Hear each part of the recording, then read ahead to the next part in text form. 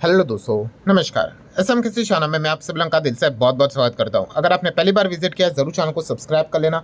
उसी के साथ साथ फ्री स्टॉक मार्केट क्लासेस इस चैनल के ऊपर कल के दिन एक नया लेक्चर अपलोड होने वाला है, तो इसको भी फॉलो करके रखना। And let's learn stock market and finance इस चैनल के ऊपर संडे के दिन तो एकदम ही दमदार वीडियो आने वाला है, सो इस चैनल को भी फॉलो करके रख लेना। दोनों चैनल के लिंक ऊपर आई बटन पे नीचे डिस्क्रिप्शन में मिल जाएंगे।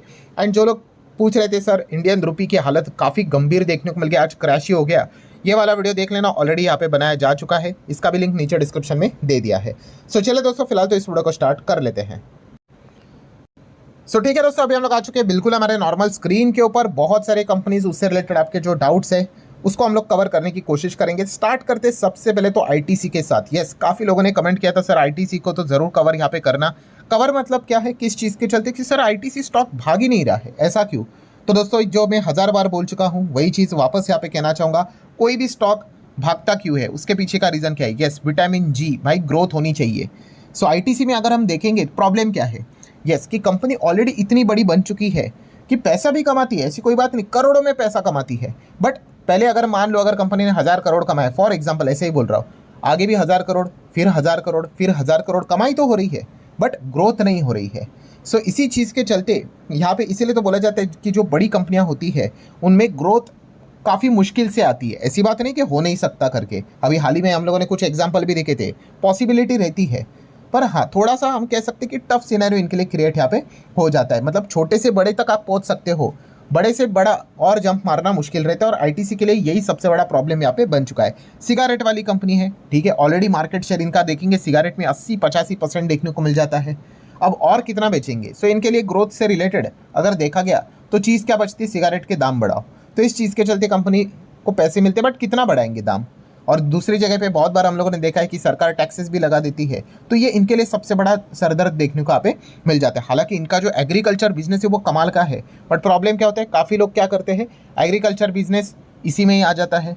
सो मतलब सिगारेट के बिजनेस में वो पैसा नहीं लगाना चाहते, तो इसलिए वो आईटीसी से दूर ही रहते हैं। अगर आईटीसी अपना अगर एग्रीकल्चर का बिजनेस अगर अलग कर दे, जैसे कि होटल का बिजनेस उन्होंने डीमर्ज करके अलग से लिस्ट करवाया, सो वाला बिजनेस उनका काफ़ी अच्छा चल सकता है। बट वो बातें अभी हमेशा बातों में ही देखने को मिली है, आगे कुछ सिनेरियो देखने को यहाँ पे नहीं मिला है। सो ये आईटीसी के सबसे बड़ा प्रॉब्लम देखने को मिल रहा है। मतलब उनको कुछ ऐसा करना पड़ेगा भाई, ग्रोथ यहाँ पे डेवलप होनी चाहिए। अगर उतना ही एवरेज परफॉर्मेंस अगर चलता रहा तो फिर शेयर प्राइस भी आपको वैसे ही कि वैसे ही देखने को यहाँ पे मिलती रहेगी।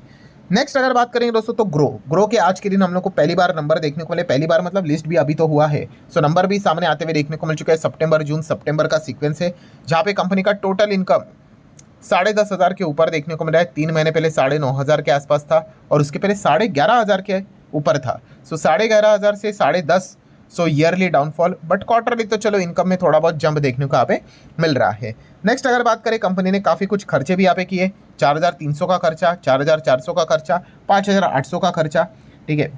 सो इनकम माइनस एक्सपेंडिचर करेंगे तो प्रॉफिट मिलेगा या फिर लॉस मिलेगा। सो कंपनी तो प्रॉफिटेबल ही है, सब कुछ टैक्स बिक्स सब कुछ यहाँ पे देने के बाद अगर हम चेक करेंगे तो प्रॉफिट कितना है कंपनी का, 4,713 का प्रॉफिट हम लोग को देखने को मिल रहा है। जो लास्ट टाइम 3,700 था और उसके पहले 4,200।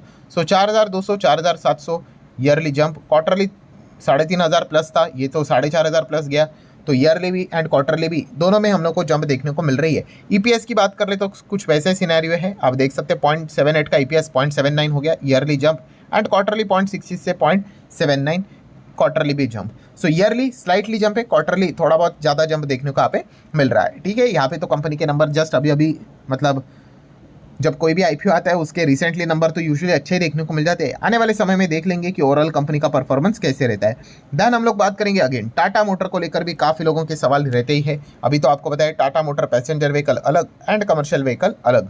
एंड फिलहाल अगर देखा गया पैसेंजर व्हीकल में काफ़ी दिक्कतें देखने को मिल रही है। साइबर अटैक हुआ था, उनकी नई गाड़ी जो जैगवार उन्होंने लाई थी, पूरा ही मतलब एकदम ही नेगेटिव रिव्यू उनको यहाँ पे मिल गया। सो कोशिश चल रही है इनकी, देखना पड़ेगा नया गाड़ी कौन सा वो लेकर आते हैं, और उससे क्या वो अपना पुराना जो चार्म था टाटा मोटर का वो उसको वापस कम बैक करवा पाते हैं। जेएलआर ही अगर देखा गया वही सबसे बड़ा टाटा मोटर के लिए कमाई करके देता है। बाकी कमर्शियल व्हीकल की अगर हम बात करें, वहाँ पे ब्रोकरेजेस अच्छा खासा बुलिश व्यू देखने को मिल रहा है।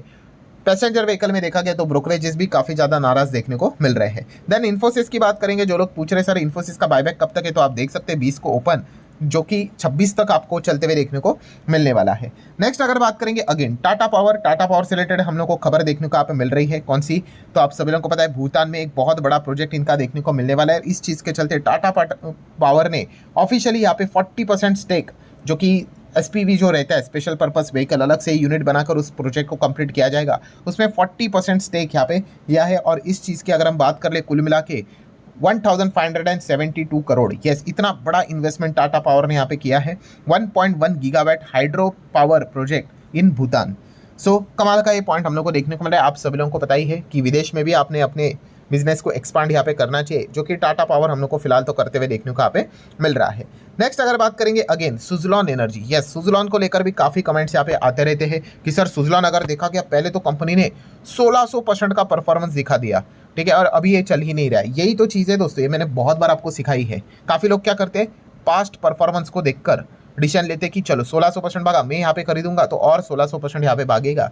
ये जो थिंकिंग है यही मैक्सिमम लोगों का पोर्टफोलियो तबाह कर देती है, ठीक है। बहुत सारे लोगों के पोर्टफोलियो में स्टॉक देखते हैं ना, x stock 40% down, Y stock 30% top level से डाउन, कोई 20% डाउन है, कोई 50% डाउन है। ये क्यों होता है? क्योंकि वो सारी तेज़ी होने के बाद सामने वाले को एग्जिट देने के लिए एंट्री कर लेते हैं। मतलब यस फोमो का भी शिकार होते हैं, जिसको में हम ये भी कहते हैं कि स्टेज 1 ये है, स्टेज 2 की ये बीमारी है, इसमें वो निवेश करते हैं और फिर वो स्टेज 3 में नीचे आता है। तो अगेन यहाँ पे कह रहा हूँ दोस्तों, बार बार यहाँ पे कह रहा हूँ और आगे भी कहते रहूँगा भाई, जब तक आप बिजनेस देखकर बाइंग करने का फैसला नहीं लोगे, आप इन चीज़ों का शिकार होते रहोगे। शेयर के नाम बदलते रहेंगे, कभी सुजलॉन का नाम आएगा तो कभी यहाँ पे इरेडा का। यस काफ़ी लोग इरेडा में भी इसी चीज़ के चलते गए थे। 32 रुपये का आईपीओ आया था, ठीक है, एकदम ज़बरदस्त लिस्टिंग हुई थी, फिर 60, फिर 70, 80, अभी ऐसा करके बहुत ऊपर चला गया। चलो भाग रहे, इसको भी खरीद लो। तो ये दिक्कत लगातार वो यहाँ पे होती रहती है। मैं अगेन कह रहा हूँ दोस्तों, अगर आप शेयर मार्केट इतना भी टफ नहीं, अगर आप एक इन्वेस्टमेंट पॉइंट ऑफ व्यू से अगर उसको देखते हो, बस बिजनेस को अंडरस्टैंडिंग आपने अच्छी तरीके से लेना है, फिर आपको सारी चीज़ें समझ में आती है कि भाई कब निवेश करना और कब नहीं करना है। और अगर किया है, अगर शेयर गिर भी रहा है, तो वो अपॉर्चुनिटी एवरेज करने का या फिर एग्जिट करने का, ये उसी को समझ में आएगा भाई जो धंधे को देखकर जाता है। जो रैंडमली भाई कोई भी स्टॉक को उठा कर लेके आएगा, वो तो मटका खेल रहा है भाई, ठीक है, चल गया तो ठीक है, नहीं चल गया तो भाई स्कैम बोल के निकल जाएंगे, इससे कोई फर्क यहाँ पे नहीं पड़ता है। हालांकि इरेडा की अगर बात कर ले, यस इनके लिए सबसे बड़ा प्रॉब्लम कौन सा बन गया, जेंसॉल को उन्होंने जो पैसा दिया था वो बुरी तरीके से फंसते हुए देखने को मिल चुका है। अब वो तो क्या ही पता है, हर किसी को पता ही है कि पैसा क्या ही वापस आएगा। फिर भी यहाँ पे इसी चीज़ के चलते, मल्टीपल प्रोविजंस के चलते दबाव इनके ऊपर यहाँ पे बनता रहता है। लेट्स सी अब इनके जब तक यहाँ पे वो रिकवरी, कब तक यहाँ पे वो चीज़ें होगी, उसमें तो ये फंसते हुए देखने को यहाँ पे मिल चुके हैं।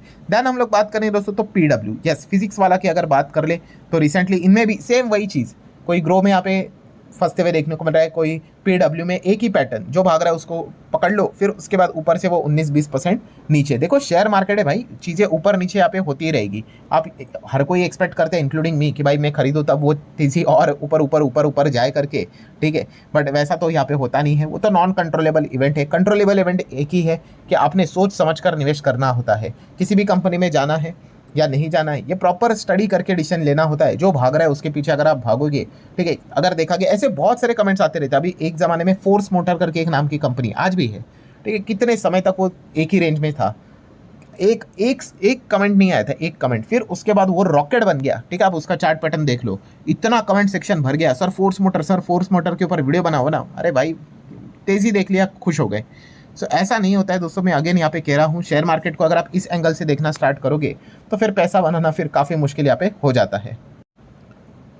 देन अगर हम लोग यहाँ पे बात करेंगे दोस्तों तो रेलवे स्टॉक्स, यस मैंने खुद ही वीडियो बनाकर आपको बताया है कि इनके लिए सबसे बड़ा गोल्डन पीरियड यहाँ पे स्टार्ट हो चुका है। कौन सा वाला, कि जो बजट के पहले, ठीक है, बजट इनके लिए सबसे इंपॉर्टेंट चीज़ होती है भाई, कि कितना सरकार के ही हाथ में तो है कि पहले रेलवे बजट कितना था, अच्छा 2.5 लाख करोड़, अब कितना दोगे, उसी के आसपास दोगे, क्या फ़ायदा। लास्ट टाइम तो यही हुआ था पूरा, मतलब पहले तो ऐसा लगा था कि ज़बरदस्त, मतलब रिपोर्ट के जरिए तो किसी ने तो 3 लाख करोड़ की भी बात की थी, और जब चीज़ें हकीकत में सामने आई तो लास्ट टाइम था उतना ही था, ऑलमोस्ट 2,60,000 के आसपास कुछ था। सो इसीलिए बजट ये वाला जो पीरियड रहता है इनके लिए, अक्टूबर मतलब नवंबर, दिसंबर, जनवरी, ये काफ़ी इंपॉर्टेंट चीज़ यहाँ पे रहती है। बट अगेन सेम वही चीज़ कि लोगों में पेशेंस यहाँ पे नहीं होता है, कमेंट्स यहाँ पे आना स्टार्ट हो ही जाते हैं, सर ये जो कंपनियाँ हैं वो देखा गया तो अभी भाग क्यों नहीं रही है। तो दोस्तों जब खबर आएगी तभी तो यहाँ पे हम लोग को कुछ मूवमेंट देखने को मिलेगा। एंड जो भी खबर यहाँ पे आएगी बजट से रिलेटेड, ठीक है, वो ऑब्वियसली वो मतलब रिपोर्ट के जरिए होगी, वो कोई कंफर्म खबर यहाँ पे नहीं होगी। सो तभी जाके वो मोमेंटम हम लोग को देखने को यहाँ पे मिल जाता है। और इसकी कोई मतलब श्योरिटी नहीं होती है कि भाई ऐसा होगा ही करके। ठीक है। ऑपरेटर बड़े बड़े लेवल पे खेल यहाँ पे खेलते रहते हैं, वो जस्ट इन्फॉर्मेशन मैंने आप लोगों को दे के रखी हुई है। और ये हर बजट में वो चीज़ हम लोग को रेलवे की हो, डिफेंस की हो, इंफ्रास्ट्रक्चर की हो, वो देखने को यहाँ पे मिलती रहती है। अभी हाल ही में हम लोगों ने देख लिया, कैपिटल मार्केट के जो लीडर्स थे उनकी मीटिंग यहाँ पे हुई थी, जहाँ पे एसटीटी का डिमांड किया गया था कि इसको कट किया जाए एटलीस्ट कैश मार्केट को लेकर, ठीक है। बायबैक को टैक्स से रिलेटेड, प्रॉफिट के ऊपर टैक्स लगाया जाए, डिमांड किया गया। डिविडेंड को एनआरआई के हिसाब से टैक्स किया जाए, जैसे कि शॉर्ट टर्म के हिसाब से। सो ऐसे अलग अलग रिक्वेस्ट यहाँ पे आते रहते हैं। तो जिस दिन रेलवे से रिलेटेड